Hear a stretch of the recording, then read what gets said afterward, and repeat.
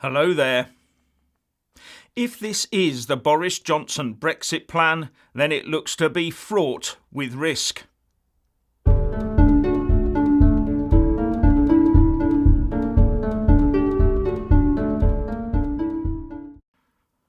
News is emerging that Boris Johnson is planning to use this special sitting of MPs next Saturday the 19th of October to give them a chance to vote on whether to pursue his new Brexit deal or to once again extend the Article 50 process.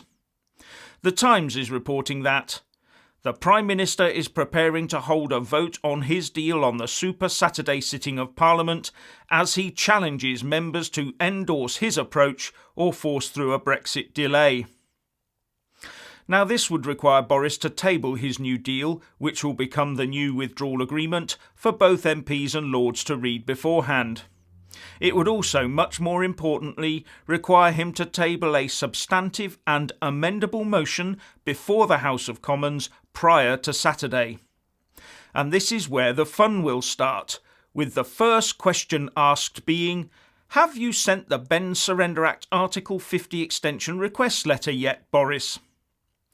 Now, as I said in a very recent video, polling suggests that Boris Johnson will fly through to a very comfortable win in a general election if he's taken the UK out of the EU either with or without a deal by the 31st of October.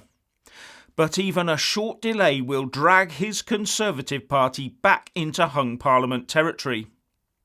The opposition and Remainers will therefore obviously work as hard as they can to prevent such a successful outcome for Boris. Unless the deal is so good they can't turn it down, of course.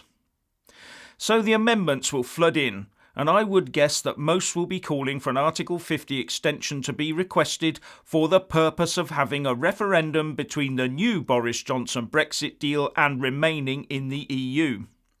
And with 2/3 to 3/4 of MPs desperate for the UK to remain inside the European Union, you could imagine such an amendment being extremely popular.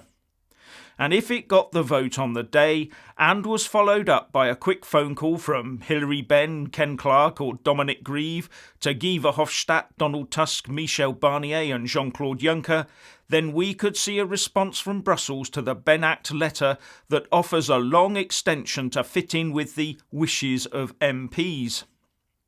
This would destroy the Tory party, and Boris may as well resign on the spot and just look to tend his garden and spend much more time with his family for the foreseeable future.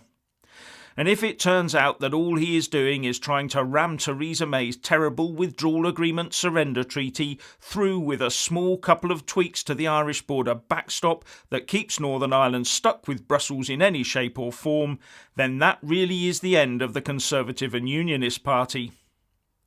Now, there is talk in the Times article of the plan being that if Boris gets his new deal through the Commons, then Parliament will sit non-stop until Brexit Day to get the required legislation into place to make it UK law, as it is a legal requirement that this be done before the deal can be ratified with the EU. So just to be clear, under the requirements of the EU Withdrawal Act 2018, to get Brexit done on time with a deal, MPs have to first vote for the deal itself. Then MPs also have to vote for what is called a political declaration on our future relationship with the EU, something that no one's talked about yet. And then a full and very complex Act of Parliament has to become law to enable the deal to be ratified for us to leave on the 31st of October. To get all of this done in the next couple or 3 weeks is a very tall order indeed. But the Ben Surrender Act only says Boris won't have to send the Article 50 extension request letter if the EU and the UK Parliament have agreed the deal. It is silent on the political declaration and the extra Act of Parliament needed. The long and short of it is that if Brussels agrees the new Boris deal and then MPs vote for it next Saturday, the government will no longer have to send the Ben Surrender Act letter, but can then just sit back on its hands until Brexit Day and we leave without a deal. So if the political declaration or that required legislation fails to make it through the system on time, or the government even refuses to table them after it's got MPs to vote the deal through, then the UK leaves without a deal on the 31st of October.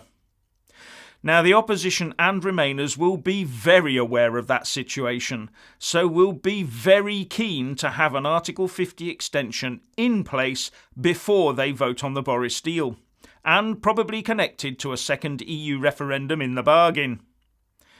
I wonder who our next UK Commissioner to the EU will be. So, how do you think this will all pan out? Please share and comment, and thank you for watching. Please do like and share this video, and also subscribe to my channel. And when subscribing, please do remember to press on the little bell next to the subscribe button. That way you'll get an alert every single time I put up a new video. And thank you very much for watching.